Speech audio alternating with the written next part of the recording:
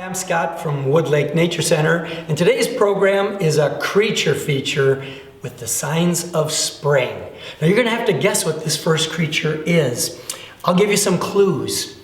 It sings in the early spring, and we love to hear these calls. Maybe you've heard them.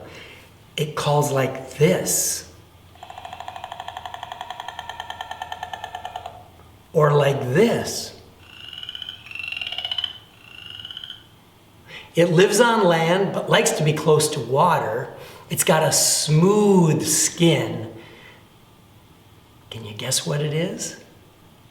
And it's a really good jumper and swimmer. You guessed it, a frog. So, frogs are in a group of animals called amphibians. Now, amphibian, that means double life. Not like he turns into something else, but they start off in the water. The female frogs are calling right now, actually the males are calling right now, so that they can lay their eggs, which are a gelatinous mass with little eggs inside. That will float around in the water, and the male frog actually sits on her back and fertilizes the eggs as they come out of the female in the water. The eggs hatch into tadpoles. Notice they have gills, so it's just a little tail, kind of like a fish. It breathes oxygen from the water as it swims and eats tiny phytoplankton and zooplankton to stay alive. Then it starts growing its legs. See how the tail gets smaller? It uses energy stored in the tail to grow its legs and its lungs. And pretty soon, it turns into an adult frog. Now, the amount of time that it takes for all that to happen varies with each kind of frog. But you can see this is the adult frog then, fully formed. It's got ears. So the ears, or tympanic membrane, it's just like the eardrum that we have inside our ear, but there's no big fleshy part. It's the tympanum right there is larger on females than it is on males. So let's see our first live frog. Before I bring it out, I'm going to wash my hands. Because their smooth skin, they absorb water through their skin. And it's always good to have clean hands, especially these days. We should all be washing our hands many times a day. But you have to have clean hands and wet hands before you handle amphibians. Otherwise, germs on our skin or maybe lotions could actually harm the amphibian and kill it. So good clean hands before we play with them. And there's some water in here. And our first friend, oh, he's jumping right out. Is this beautiful specimen. Now this frog is called a leopard frog. Can you tell why it's called a leopard frog? Do you see the spots? Does that remind you of something? Spots on a leopard. So this is a good-sized leopard frog. He's got smaller tympanum, because this is a boy. The girls would be larger. That's the little spot behind the eye. It's got a white underbelly. Do you know if you're a predator looking up at the sky from underwater, the sky looks white, not blue. So that's good camouflage. Notice his webbed feet. That's for swimming. But these really long legs that I'm holding so he can't jump, that's what makes him the great jumper. So let's see how he can jump. Oh, he's just pushing himself around on this slick plastic. I've got to have a plastic sheet so that no germs on the floor get on him. So we don't want to make him sick. Can you jump for me, frog? Oh, that's good. Yeah, look at him go. Woo!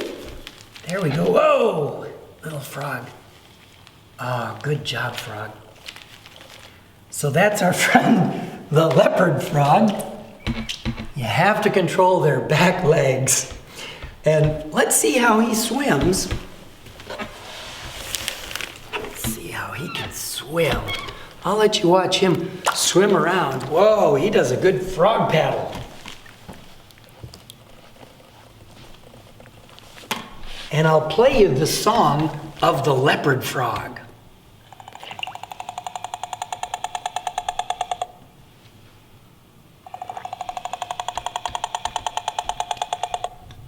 If you hear that sound out in a pond, you know there are leopard frogs nearby. A lot of ponds have this sound. That's a chorus frog. Or you might hear spring peepers.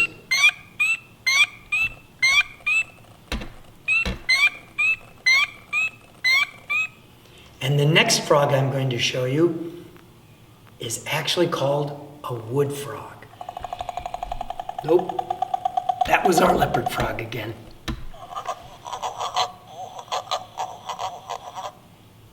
That's the call of a wood frog. So I'm going to take our leopard frog. We'll say goodbye to Mr. Leopard Frog. For right now, put him in there. And in there, I have a wood frog. Now he's smaller and looks much different. Ooh, jeepers. There he is. Oh, he's a smaller frog. And look at the color. Totally different than the leopard frog. Again, he's a good jumper.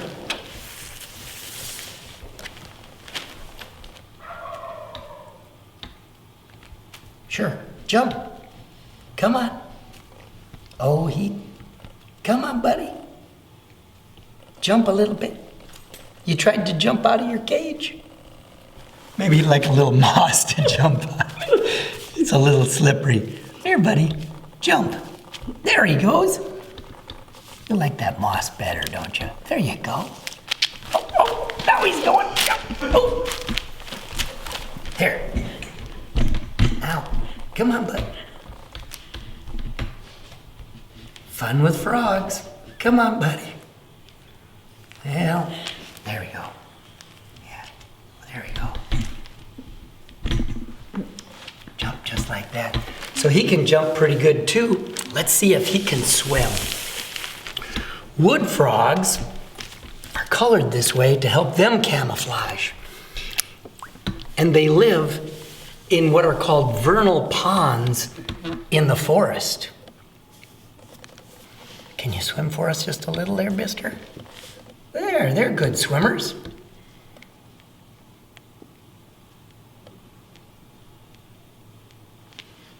All right. Now, just for fun, let's see why he's colored this way. Do you think he could actually camouflage better here? He just croaked. Or in here?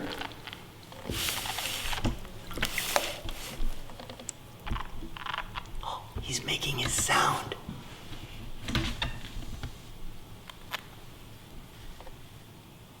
We'll set him in here. See how his color blends right in with the leaves of the forest. Now, would Mr. Leopard Frog like to be in there? Or does Mr. Leopard Frog blend in better in here? So leopard frogs are in ponds and marshes and lakes. And wood frogs live in forest ponds and spend a lot of the year hiding under leaves. So next time you're at Wood Lake, come out and visit the marsh. We have gray tree frogs and mostly toads. We used to have leopard frogs. I don't think we've ever had wood frogs here, not since I've worked here. But the leopard frogs, they all left many years ago when it got very, very dry. The toads actually can burrow. They've got little thumbs on their back feet, so they dig into the ground and actually find water down under the leaves. But leopard frogs can't. They've got to be close to water, and it was so dry, the leopard frogs left and have never come back. So enjoy seeing toads, maybe gray tree frogs when you're out here at Wood Lake. And they are a true sign of spring when we hear the frogs calling and see them jumping around in the water mating.